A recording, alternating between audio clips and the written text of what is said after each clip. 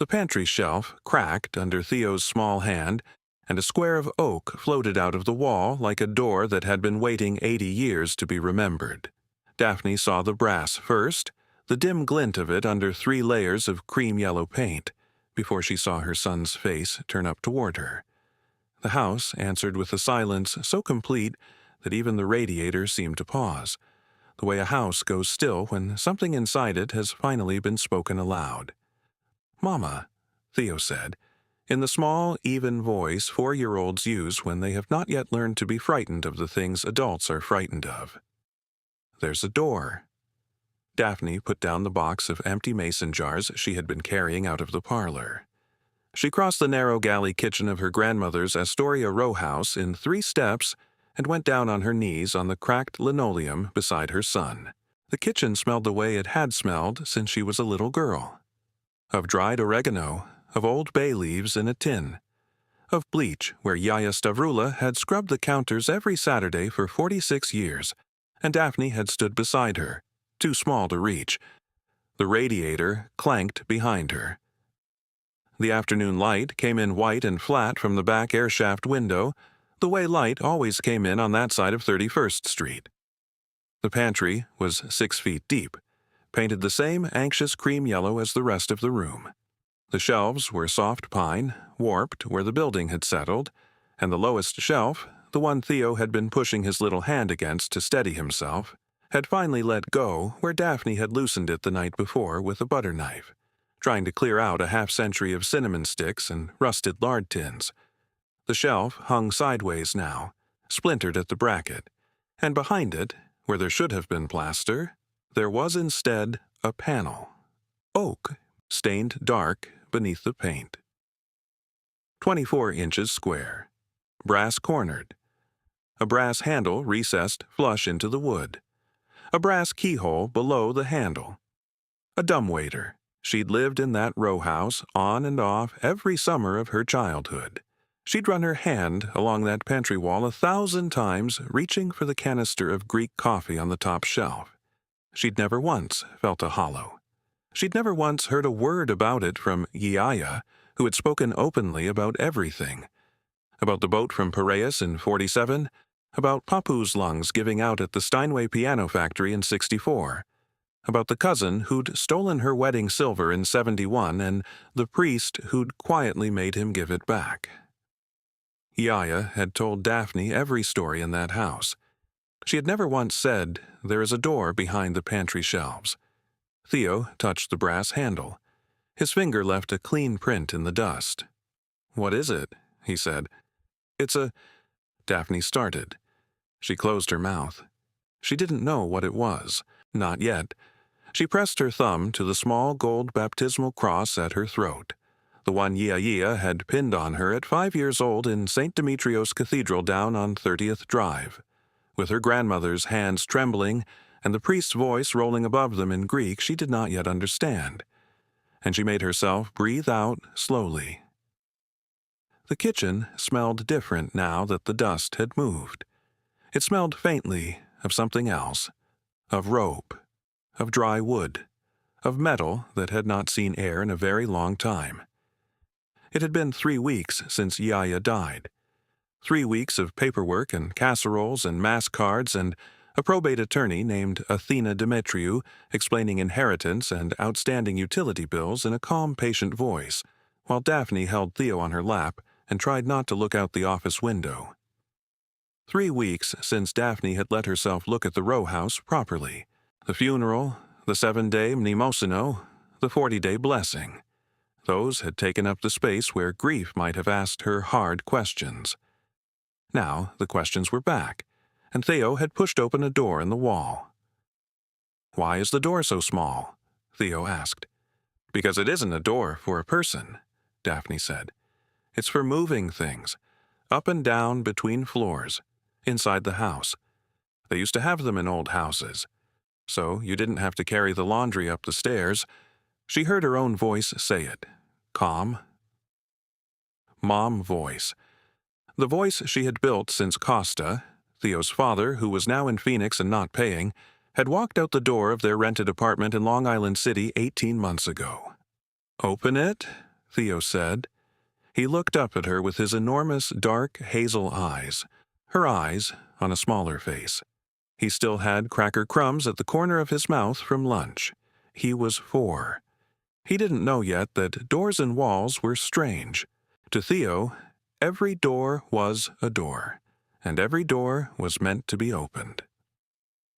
Daphne touched the brass handle. It was cold. Cold in a way that surprised her.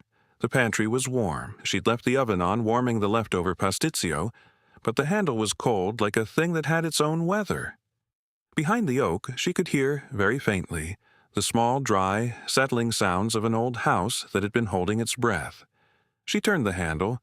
It moved a quarter inch, then stopped. The keyhole was the problem.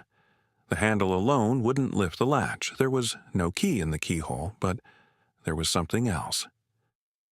When she pressed her ear to the oak, the panel answered through her cheekbone with a dull, resisted tremor. A weight waited on the other side. A heaviness. A held position.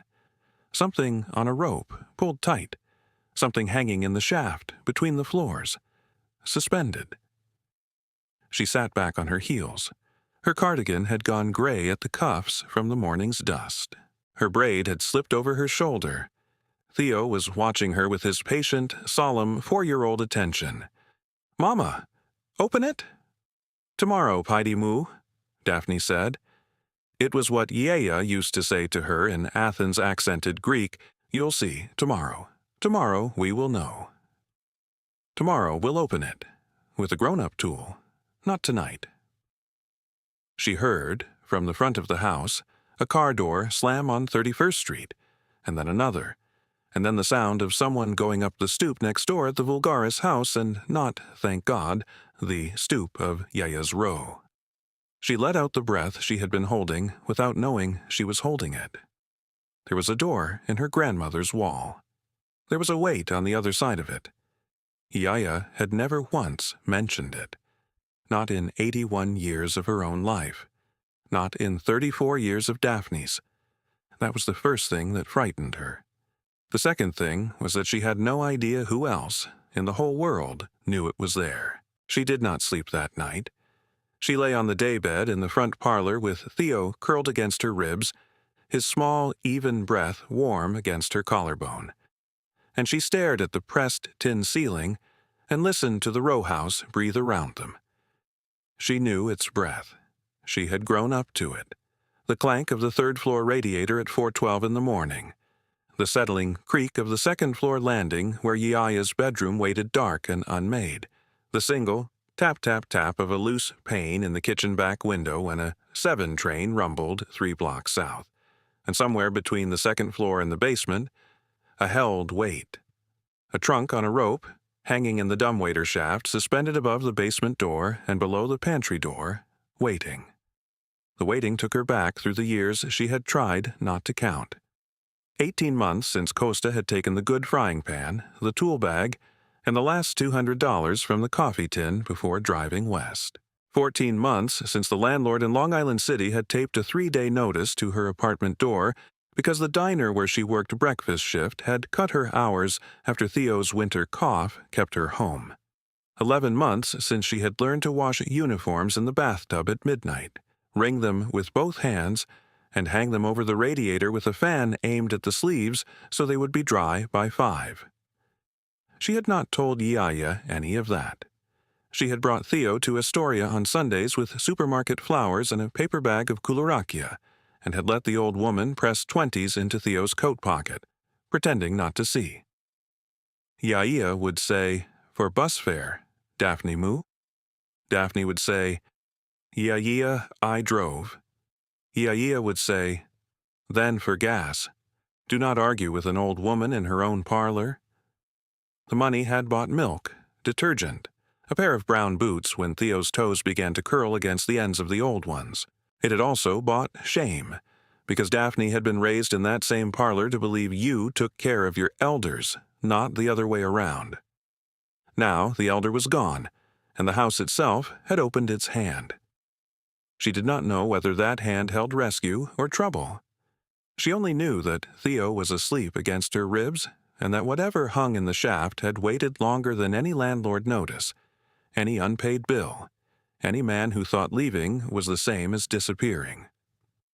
The first small turning for Theo began there, though he slept through it. The house had stopped being a place where grown-ups whispered over his head and had become a place where a door answered him. She got up before dawn. She let Theo sleep. She wrote him a note in big, careful letters and tucked it under his stuffed rabbit. "Mama is downstairs in the kitchen. Come find me. Don't go in the basement." And she pulled on her chore coat over her cardigan and went down the narrow back stairs into the kitchen. The pantry shelf was still hanging sideways from one bracket, and behind it, the oak panel. In the gray dawn light, it looked like a face. She had brought a pry bar and a flashlight and a roll of contractor's plastic from the tool shed at the back. She did not yet know what she was going to find, but she knew she did not want it loose in her grandmother's pantry. She wanted it contained. She got down on her knees in front of the panel. She put her palm against the oak. "Yaya," she said quietly, "tell me you knew what you were doing." She pressed her thumb to the baptismal cross. She pried. The pantry shelf came away with a long, dry crack. Then the second shelf and the third. Cinnamon stick dust rose. A mouse-gnawed cardboard tube of saltines from 1996 rolled out onto her boot.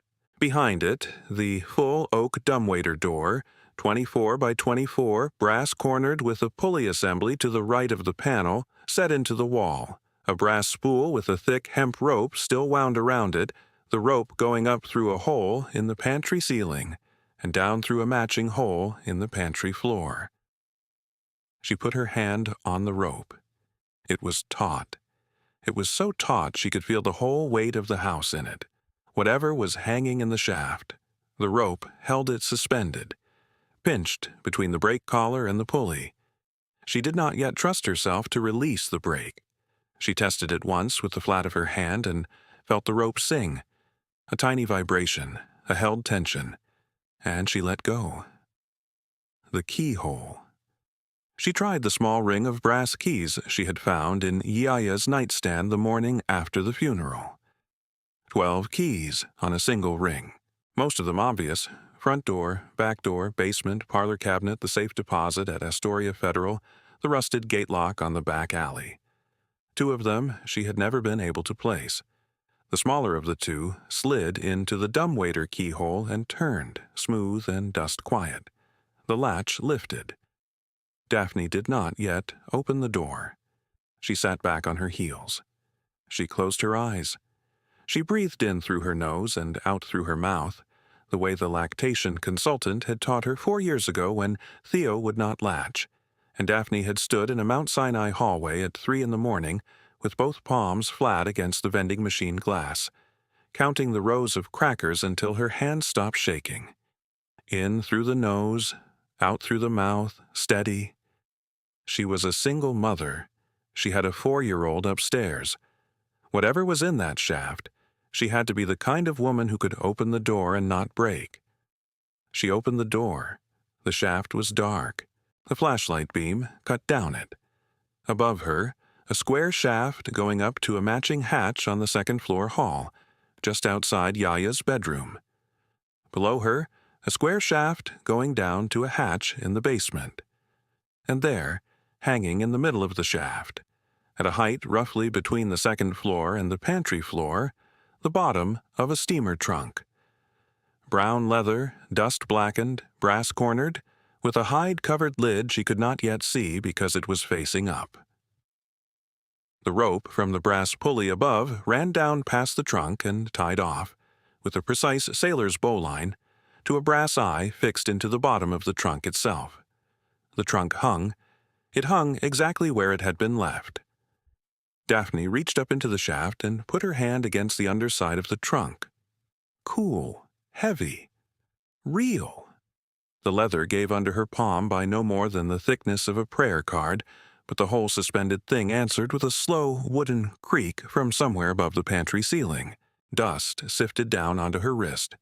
It was not ordinary dust, not the soft gray dust that gathered on baseboards, but dry, black powder from rope fiber, old coal soot, and the hidden breath of the shaft. The flashlight beam trembled because her hand trembled. She steadied it against the doorframe and saw what the first glance had missed. The brass eye in the trunk's base was not a hardware store hook, but an old marine fitting, rounded smooth where rope had strained against it. The bowline had been tied by someone who knew rope, not by someone guessing, and the bottom boards of the trunk had been reinforced with two narrow oak battens, one at each end, as if whoever had hung it there had known weight would be the enemy across years. "You planned this," Daphne whispered. The words went up the shaft, struck the second-floor hatch, and came back smaller. She lowered the flashlight to the brake collar. A streak of oil still darkened the brass. Someone had touched this mechanism after 1962. Someone had kept it alive. Not often, not casually, just enough. A kitchen could forget a thing for 80 years. A rope could not. A rope either rotted or it was tended. That was the detail that made the back of her neck tighten. Yaya had not merely hidden a trunk. Yaya had maintained a door. Daphne withdrew her hand and wiped the black dust on her jeans. She knew, with a knowledge that did not require any further proof, that it had been hanging there since before she was born. The first turning for Daphne came not when she opened the door, but when she did not lower the trunk. She could have. The brake on the pulley was within reach. The rope was thick and the spool was geared, and she had grown up watching Yaya work the manual winch on a coal bucket clothesline that ran from the back airshaft window to the wooden pole in the yard. She knew how to handle a rope under load. She could have released the brake and walked the trunk down to the basement floor, alone, in the dawn, quiet, before Theo woke up. She did not. She closed the oak door. She turned the key. She rewrapped the broken pantry shelves in contractor's plastic to look from a distance as if she were simply dust-sheeting the pantry for repair, and she put the brass key on a length of waxed twine and tied it around her own neck under the cotton blouse beside the baptismal cross. She made coffee. She did not yet know why she had stopped. She would understand it later. Later, she would understand that she had stopped because of a sound she had heard in her sleep, a sound she had not, at the time, recognized as a sound. The sound was the slow, careful steps of a man going up the stoop next door, at the Volgari's house, at 3 a.m, when the only person in that house was her father's first cousin Stelios. Stelios had been in Yaya's living room 6 days before the funeral, on the night Yaya was already past speaking, and he had not been the one to keep vigil. He had been the one to ask, with his thumb working a heavy gold link bracelet at his wrist, whether Yaya had ever spoken to Daphne about the house. Daphne had said no. Yaya had been past speaking. Stelios had nodded slowly and said, "When she said it to me, it was a long time ago. But she said it. The row house is for the family." He had meant for him. She had known he had meant for him. She had not, then, had any reason to disbelieve a thing he said. She had been 22 hours into a death watch, and she had had a 4-year-old in the next room and the priest on his way, and she had let it pass. She had let it pass. The pantry shelf had been in front of the dumbwaiter for at least 8 decades. Stelios was 48. He had grown up in and out of that row house, too. He had run his own hand along that pantry wall 1,000 times, reaching for the canister of Greek coffee. He had never felt the hollow. He had not, until now, known the door was there. But he had known about a row house that, by some old verbal claim, by some Cretan village logic about male inheritance, by some quiet conversation Yaya might or might not have ever had with him in 1991, was supposed, in his telling, to come to him. The Vulgari's stoop had creaked at 3 a.m, the night before Theo had pushed the pantry shelf. Daphne had heard it in her sleep. She had not yet asked herself why. She poured a second cup of coffee. She heard Theo's small bare feet on the back stairs. He came around the kitchen door, rubbing his eye with a fist, dragging his stuffed rabbit by one ear. He stopped when he saw the plastic-wrapped pantry. He looked at his mother. "Is the door still there?" he said. "The door is still there, Piety Mo." "Did you open it?" "I opened it. I closed it again." "Why?" "Because we're going to need help to open it the rest of the way. Grown-up help. Help that knows about old houses." Theo considered this. He considered it with all the seriousness a 4-year-old can summon at 6:15 in the morning. Then he sat down at her feet on the cracked linoleum and held up his rabbit to be kissed.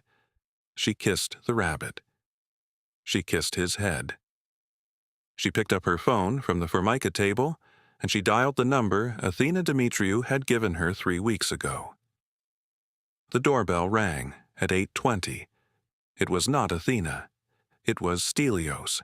He had brought, with him, a half-tray of spanakopita from the bakery on Ditmars, and a man Daphne did not know, a thin man in a beige windbreaker with sun-bleached blonde hair, who introduced himself, on the stoop, as a family friend from the old days, from the Crete Association.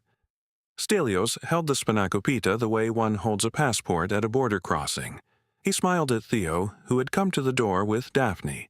He said, in Greek and in English, that he had been thinking about Iaia, and the family, and the house, and how much love had gone into it, and how a row house in Astoria was, these days, a great responsibility for a young woman alone with a child, and how the family had always wanted to be sure Daphne was supported. He said it in that velvet voice, the voice she remembered from her father's funeral, and he stepped, without being asked, into Iaia's front hall. The thin blonde man followed him. Daphne stood in the hall in her cardigan with one hand on Theo's shoulder, and she let them in, because to refuse a cousin and a family friend on Iaia's stoop 3 weeks after Iaia's funeral in front of Theo was a thing her mother had not raised her to be capable of, even when she should have been. They went into the front parlor. Stelios put the spanakopita on Iaia's lace-covered coffee table. He sat down on the brocade settee. He said, "Daphne Mu, I have to be honest with you about something." Her thumb went to the baptismal cross.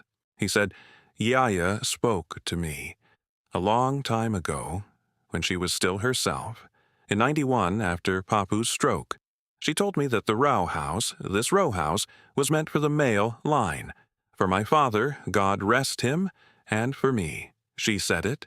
She said it many times. There are people who heard her say it. Father Kostakis heard her say it. The Crete Association heard her say it."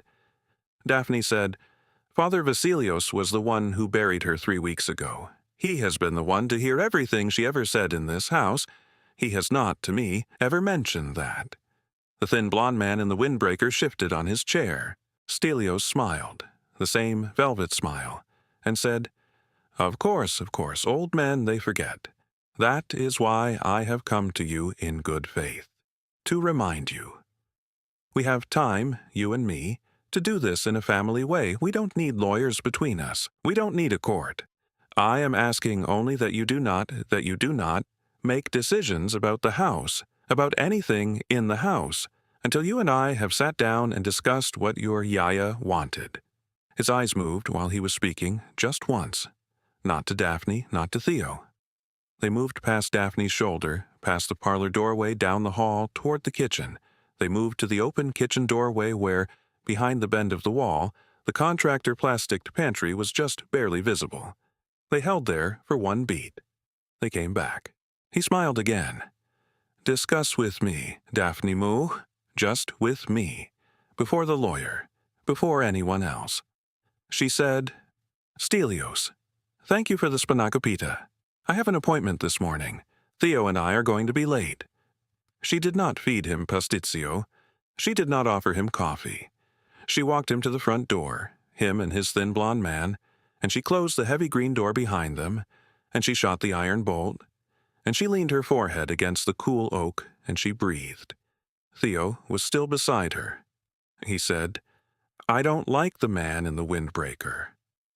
"I don't like the man in the windbreaker either," she said.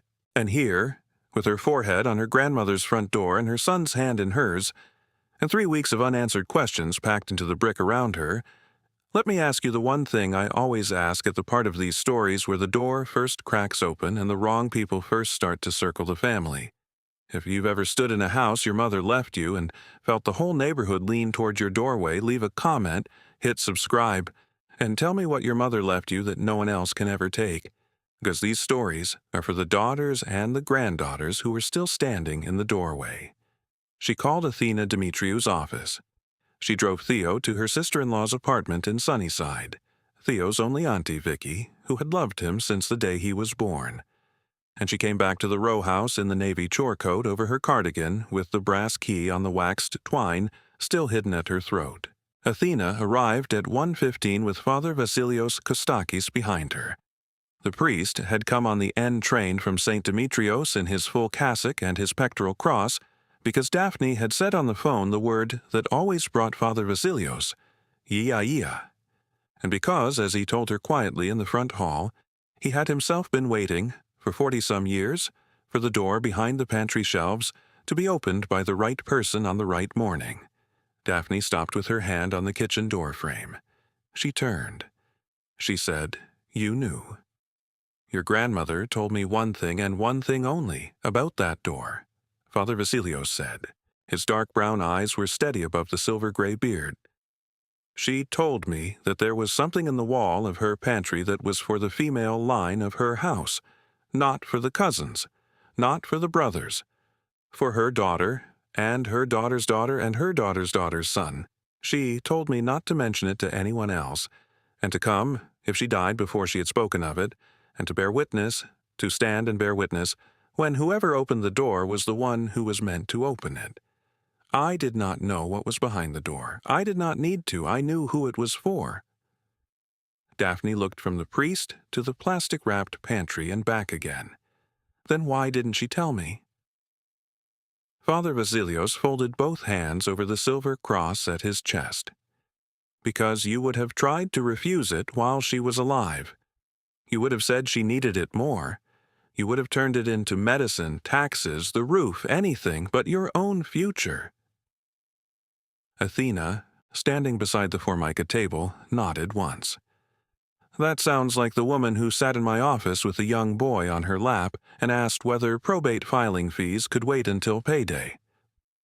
Daphne's mouth moved, but no answer came. Theo was not in the house, and still she could hear his morning question. "Is the door still there?" "If there is money in there," Daphne said at last, "I don't want it to become the thing that makes him think people come when there is money." "Then document it before anyone else can turn it into that," Athena said. "Photographs, witnesses, chain of custody. We make the truth boring enough for court." Father Vasilios gave a small, grave smile. "And holy enough for your grandmother."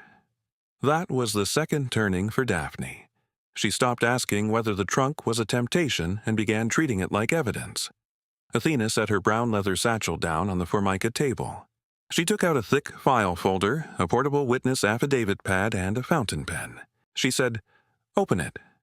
Daphne pulled the contractor's plastic off the pantry. She pulled the broken shelves the rest of the way out. She fitted the brass key into the small keyhole. She turned it. She opened the oak door. The shaft was dark. Father Vasilios held a kerosene lantern. He had brought one from the church on the N train.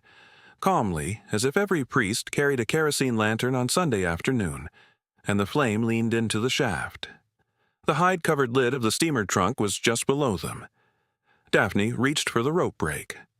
Father Vasilios put his hand briefly and gently on her wrist. He said, "Together, 3 people on the rope." Athena took the rope above the break. Father Vasilios took the rope below the break. Daphne released the break. The trunk came down slow. They walked it down. They walked it the 4 feet from where it had hung to the lip of the open pantry door, and then they cradled it, 3 pairs of hands on dust-blackened leather, and they lifted it out of the shaft and onto a folded sheet on the kitchen floor. It was heavier than Daphne had imagined. It was the weight of a small dog or a large cat or a sleeping baby. The brass corners had gone soft green with age. The hide on the lid was cracked in 3 places. The brass latches were not locked. They were, in fact, lightly oiled, which meant someone had thought to maintain them at intervals across decades. Daphne lifted the lid. Inside the trunk, on the top layer, was a yellowed tissue paper bundle. Beneath the tissue paper, 88 gold sovereigns, young 19th century profiles, then later crowned profiles, then a single early 20th century profile at the bottom of the stack, wrapped, 11 at a time, in 8 small cloth pouches sewn with hand-stitched cross-stitch. Each pouch had a date embroidered on the outside in pale red thread. 1947, 1953, 1958, 1962, 1967, 1971, 1979, 1986. Beneath the pouches, a soft black leather diary, its cover stamped with a single capital Sigma in faded gold leaf, and beneath the diary, a folded paper that turned out to be the original 1947 manifest of the SS Saturnia, on which a 16-year-old Stavroula Kalogerakis had arrived at Pier 84 with 3 pieces of luggage, one of them a small steamer trunk with brass corners. Athena, holding her fountain pen above the affidavit pad, said very quietly, "Open the diary." Daphne opened the diary.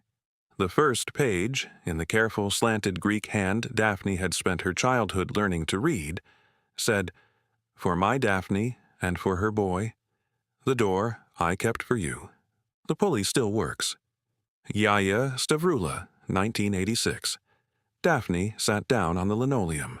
She did not cry, because the part of her that was a single mother had, by then, 4 years of practice at sitting down on a kitchen floor without crying. She held the diary in her lap. Father Vasilios laid his palm on the top of her head, a brief, warm benediction, and Athena, in her steady attorney's voice, began to read the diary aloud. She read the entry from October 1947, in which a 16-year-old girl had walked off a steamship at Pier 84 with 8 gold sovereigns sewn into the hem of her wool dress, because her father in Crete had told her on the dock at Suda that the rest would come if she could keep them. She read the entry from August 1953 in which an 18-year-old wife had married a piano factory worker named Andreas Kalogerakis at St. Demetrios, and had, on her wedding night, slipped 11 gold sovereigns into a small cloth pouch and sewn them into a hidden cavity inside a small steamer trunk that her father had sent her 3 years after her arrival.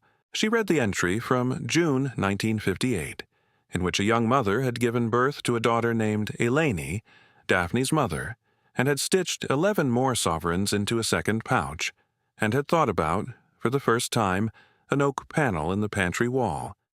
She read the entry from March 1962 when an Astoria carpenter named Mr. Lambros had quietly installed a working dumbwaiter from the basement to the second-floor hall, with a stop at the pantry, and had quietly taken his payment in gold sovereigns and quietly never spoken of the job to anyone, because Mr. Lambros was, like Stavroula, a Cretan, and the Cretans, in those years in that neighborhood, knew the difference between a job a man did for a paycheck and a job a man did for the women of a family. She read the entry from October 1967 in which Stavroula's older brother Yanni, Stelios's father, had come to Astoria with a story about a junta lawyer in Athens, a story about needing money, a story that had ended when Stavroula had said no, with Yanni breaking into the row house at 3 in the morning and taking the wedding silver and pawning it on Steinway Street. The diary noted that Stavroula had said nothing to the police, because Yanni was her brother, and because Father Kostakis, the elder, Father Kostakis, this Father Vasilios's own father, who had been priest at St. Demetrios before him, had quietly recovered the silver and brought it back to her in a flour sack. The diary noted that Yanni had, on his last visit to the row house in 1969, asked Stavroula whether she had any gold in the walls.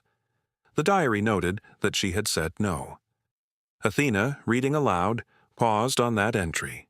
She looked at Daphne. She said, "This is the entry that ends it." She read it again, more slowly. The diary said that Yanni had asked. The diary said that Stavroula had said no. The diary said, "I lied to my brother because I did not lie to my granddaughter." The door behind the pantry shelf is not for the male line. It is not for the cousins. It is for Eleni's daughter, and for Eleni's daughter's son, and for nothing else. Father Vasilios gently took the fountain pen from Athena and signed his name beneath hers on the affidavit page Athena had been filling out. The kitchen was very quiet. The 7 train rumbled 3 blocks south. Daphne sat on the linoleum and looked at her grandmother's tidy, slanted handwriting, while the row house gave a long, timbered sigh around her. A held weight finally released, and she said in a voice that came up from somewhere older than herself, "He's going to fight this." And Athena, capping the fountain pen, said, "Let him." When Theo came back from Vicky's apartment that evening, he found the pantry swept, the oak door closed, and his mother sitting on the floor with the diary in her lap. He stopped at the kitchen threshold and looked first at her face, then at the shut panel. "Did the door give back the thing?" he asked. Daphne opened her arms. He crossed the linoleum and climbed into her lap, knees knocking the diary, boots leaving a faint crescent of street grit on her jeans. "It gave back a trunk," she said, "and your great-grandmother's book. Is it ours? It was meant for us. That is not always the same as ours. We have to prove it carefully." Theo pressed one finger to the brass key on the twine at her throat. "Bad cousin wants it?" She did not ask how he knew. Children knew the temperature of rooms better than adults wanted to admit. "He wants the house to say his name," she said. "But houses do not speak just because a man knocks hard." Theo considered that. Then he slid off her lap, walked to the pantry, and placed his small palm flat against the oak panel exactly where he had pushed the shelf loose the day before. "Door," he said very solemnly. "You say Mama." Daphne put one hand over her mouth. The second. Small turning for Theo was not understanding gold or court or inheritance. It was naming the house aloud, something that could choose his mother. Stelios filed the emergency claim at the Queens County Surrogate's Court the next morning. Daphne knew because Athena called her at 7:45 with the docket number and a calm, 2-sentence summary. He was alleging undue influence, alleging that Yaia's will of 2014 had been signed under duress, and alleging, this was the part Athena paused on, that the gold sovereigns in the trunk were not the late Stavroula Kalogerakis' separate property at all, but the historical property of her elder brother Yanni Kalogerakis, wrongfully retained since 1969, and therefore part of an unclosed family estate that ran through Yanni to Yanni's only son, Stelios Vulgaris. Daphne, on the other end of the phone, in her grandmother's parlor with Theo on the rug at her feet, building a tower out of empty mason jars, said, "He's saying my grandmother stole the gold from his father." "He's saying," Athena said, "your grandmother retained gold that was family gold to begin with. It's not a real claim. He has no documentation. But it doesn't need to be a real claim to make this slow. We need every piece of paper your Yaia ever signed, and we need them today." Daphne spent the afternoon at Yaia's roll-top desk in the second-floor bedroom, with Theo asleep on the bed behind her, going through 81 years of a woman's careful paper. The 1947 SS Saturnia Manifest, the 1953 marriage certificate from St. Demetrios, the 1956 deed transfer in which Andreas Kalogerakis and Stavroula Kalogerakis had purchased 27-12 31st Street from a Mr. Eberhard for $9,400, purchased in both names with Stavroula's signature in her young, careful slant, the 1964 widow's deed, the 1971 mortgage payoff, the 1986 sole ownership update. Every page in her grandmother's hand. Every page filed in a labeled accordion folder in chronological order. Yaia had not kept the row house by accident. Yaia had kept it the way a woman keeps a thing she has decided to outlive every single man who has ever tried to take it from her. At the bottom of the 1969 folder, Daphne found a separate envelope. Inside the envelope was the original police report Stavroula had, apparently, contrary to the diary, filed after Yanni's break-in. The report was dated October 17, 1969. It listed the stolen items in detail. It named Yanni Kalogerakis as the suspect. It was signed by Stavrula and by the precinct officer. Beneath the police report was a handwritten letter in Yanni's hand, dated November 1969, apologizing for the break-in, admitting to the theft of the silver, acknowledging that Stavrula had every right to press charges, and promising, in writing, that he would never again enter her house without her permission, and that he made no claim on any property of hers, then or in the future. Yanni had signed it. He had had Stelios's mother sign it as a witness. He had had the precinct officer notarize it. Yaia had kept it. For 57 years. Daphne brought the envelope downstairs and laid it on the kitchen table beside her phone. She took a photograph of every page. She emailed the photographs to Athena at 6:12 in the evening. Athena called back at 6:13 and said only, "We're going to be all right." The hearing was set for the second Tuesday. Stelios came up the stoop a second time on Saturday. He came without Spanakopita this time and without the thin blond man in the windbreaker. He came with a younger lawyer Daphne did not know, a man in an unbuttoned gray suit jacket with a hard set to his jaw, and he came with what he called a witness. The witness was an elderly woman from across the street whom Daphne had known her whole life as Kyria Satira. Kyria Satira was 83. Kyria Satira had babysat Daphne in the summer of 1996.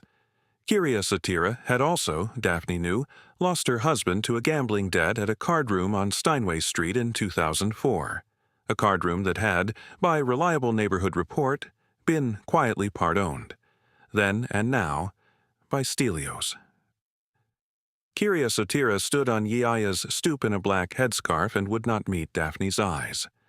The young lawyer asked in a hard, polite voice if Daphne would step out onto the stoop and listen to Mrs. Satira's prepared statement. Daphne did not step onto the stoop. Daphne stood in the threshold of her grandmother's front door, with the bolt drawn back but the door 6 inches open, and Theo behind her at her hip, and she said, "Kyria Satira, look at me." The old woman looked up. Her eyes were wet. She did not say anything. Daphne said, quietly in Greek, "If you say what they have asked you to say, I will not be angry with you. I will not be angry with you because I know what they have over you. But I want you to look at me when you say it. I want you to look at Theo." Kyria Satira looked at Theo. She looked at Theo for a long time, then she turned to the young lawyer in the gray suit and she said, in English, "I am sorry. I cannot do this." She walked off the stoop. She walked back across 31st Street. She did not look back. The young lawyer stared after her. Stelios's jaw worked under his thick mustache. He looked at Daphne. He said, in a voice that was no longer velvet, "You think because Yaia liked you, you understand this house. You don't understand this house. You don't understand the men who built this neighborhood. You don't understand what it took to keep a row house on this block for 80 years.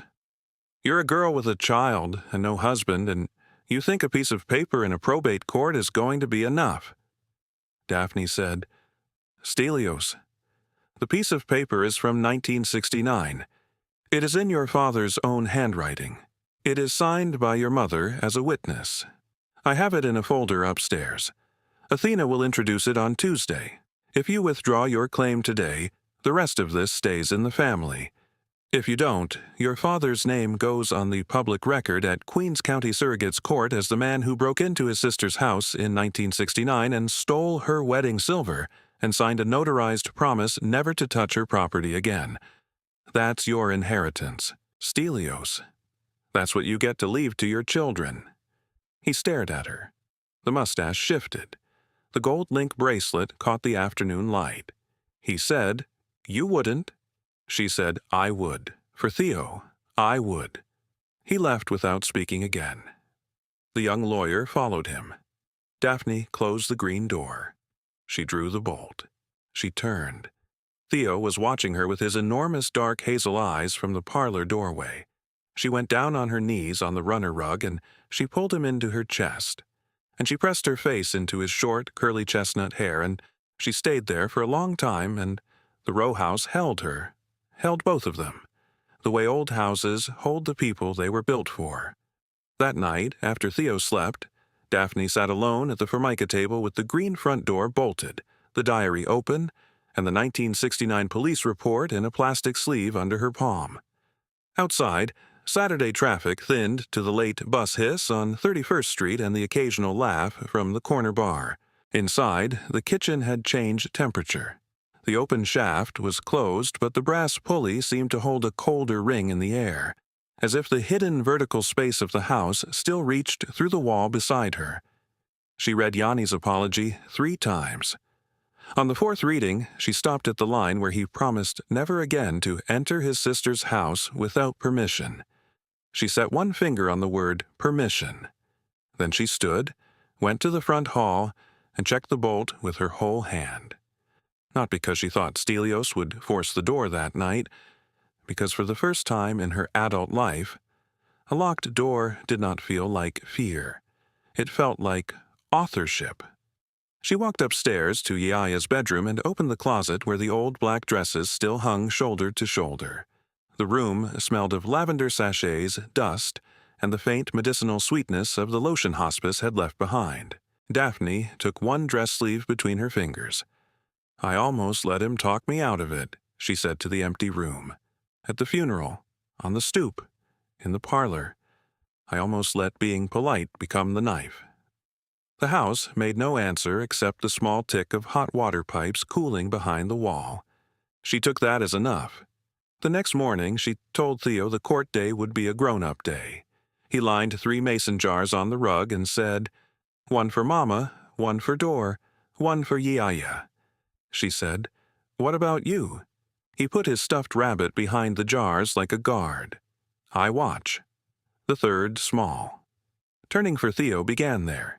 He stopped asking to open the door and began standing watch over it. The hearing on Tuesday took 38 minutes. Athena laid the 1969 police report on the bench. She laid the notarized letter beside it.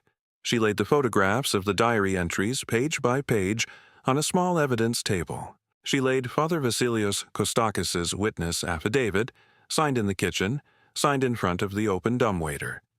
The judge, a woman with reading glasses on a beaded chain and a careful even voice, read each document in silence for 15 minutes.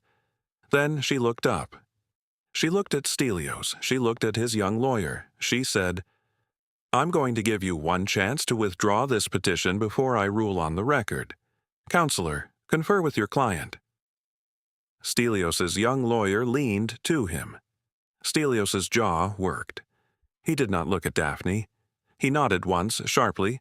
The young lawyer stood and said, in a voice that did not have to travel far in that small wood-paneled room, "Your Honor, we withdraw the petition." The judge entered the withdrawal on the docket. She signed it. She looked at Daphne over the beaded chain of her glasses. She said, "Miss Kalogerakis, my condolences for your grandmother. The row house is yours. The contents of the trunk are yours. The trunk itself is yours." She paused. She said, "Take care of your son." Daphne, in her ivory cotton blouse and her charcoal cardigan and her navy chore coat and her thin gold cross at her throat, and the brass dumbwaiter key on waxed twine beneath it, said, "Yes, Your Honor. Thank you, Your Honor." She walked out of the Queens County Surrogate's Court with Athena on her left and Father Vasilios on her right. The afternoon light was very clear and very cold. The 31st Street row house was waiting 4 blocks away. They walked the 4 blocks. Father Vasilios held the green door for her. She went upstairs to Yaya's bedroom and she took the steamer trunk out of the closet, where it had sat under a folded sheet for 6 days since the kitchen floor opening, and she carried it back down to the kitchen. She set it on the Formica table. She lifted the lid one more time. She counted the 88 sovereigns into the 8 little cross-stitched pouches. She closed the trunk. She tied a fresh length of clean white cotton rope to the brass eye in its base, with a sailor's bowline that Father Vasilios, who had grown up on a fishing boat in Chios before he was a priest, taught her how to tie. She carried the trunk to the pantry. She fitted it back into the dumbwaiter shaft. She wound the new rope onto the brass pulley. She set the brake. The trunk hung again in the shaft, between the floors, the way it had hung for 39 years, before Theo had pushed the pantry shelf. The third turning for Daphne came with her palm still on the brake collar. She understood that winning had not meant emptying the hidden place, selling every coin and proving to the world that the secret had value. Winning meant choosing what the door would become after the court had stopped looking. Athena watched her from the kitchen table. "You could keep the trunk in the bank, too," the lawyer said. Daphne shook her head. "The gold can go where gold goes. The trunk belongs where she put it." Father Vasilios touched the rope once, testing the knot with a fisherman's thumb. "Then the door remains a door, not a display case." "Yes," Daphne said, "and Theo will know how to open it only when he knows why it was closed." Then she closed the oak dumbwaiter door. She turned the brass key. She did not put the new pantry shelves back. She left this oak panel visible. She wanted to be able to see the door from the kitchen every morning of her life. And before she let me close out, if this story has held you to the end, if the door behind your own grandmother's pantry has ever felt like it was waiting for you and you alone, leave one word in the comments for the women on this channel who are standing in their inheritance houses tonight. Hit subscribe so the next door in the next wall finds you the morning it opens, and share this with the daughter, the niece, the granddaughter who needs to hear that the women in your line have always built doors only their own people could come through. The trunk was carried, eventually, to the Astoria Federal Safe Deposit Box the following Tuesday. 88 sovereigns at $16,000 apiece, by the appraiser's Calm Monday valuation, was a number Daphne did not yet say out loud, not even to Athena, not even to the priest, but the trunk itself, after the gold had been counted into the bank, came back home in the back of Athena's compact station wagon, and it went back into the dumbwaiter shaft on the new white rope. It stayed there. Daphne kept the diary on the parlor mantel, where she could see it every time she crossed the front hall. She read one entry a week to Theo at bedtime, in her grandmother's slanted Greek hand, and Theo, who was 4, who would in time be 5, and 6, and 10, and 24, listened with his enormous dark hazel eyes and learned, sentence by sentence, the shape of a woman who had carried 8 gold coins off a steamship at Pier 84 in 1947 and built a wall around them with her own 2 hands. Stelios moved out of the Vulgaris' house the following spring. He sold to a young couple from Ditmars. He did not, again, walk up the stoop of 27-12 31st Street. Daphne did not again see the thin blond man in the windbreaker. The pantry, with the visible oak door and the brass pulley and the new white rope behind it, became, over time, over the years that followed, the part of the house that Daphne loved best. She would stand in the cream-yellow galley some mornings with her coffee in both hands, and she would look at the door, and she would put her thumb to the baptismal cross at her throat, and she would press, briefly, against the brass key on the waxed twine beneath her blouse. She would think about her grandmother carrying gold across an ocean at 16. She would think about her mother, Eleni, who had not lived to inherit. She would think about her son. She would think about the Row House. 80 years standing on 31st Street. 80 years of Cretan women and Cretan brothers and one quiet carpenter named Mr. Lambros. And she would think every morning the same simple sentence. The door is still there. The door is still locked. The door is for them. On the first anniversary of Stavroula's death, Daphne brought Theo into the pantry before school. He wore the same brown boots, now tight across the toes, and carried the stuffed rabbit under one arm with the solemn embarrassment of a child deciding he was almost too old and not yet willing to let go. Daphne took the brass key from beneath her blouse and held it out on her palm. "You do not open a door because you are curious," she said. "You open it because you are responsible for what is on the other side." Theo looked at the key, then at the oak panel, then at his mother's face. "I can wait," he said. Daphne closed her fingers around the key and kissed the top of his head. That was the line Yaya had wanted the house to teach. Not every inheritance has to be spent to prove it exists. Some inheritances are kept working, rope oiled, latch clean, story told, until the person it was meant for has hands steady enough to turn the key. She opened the pantry door for the morning light, let Theo pass through first toward the kitchen table and his bowl of cereal, and followed with the brass key warm in her fist. She kept the door for them. Her mother had. They are the ones who came through it.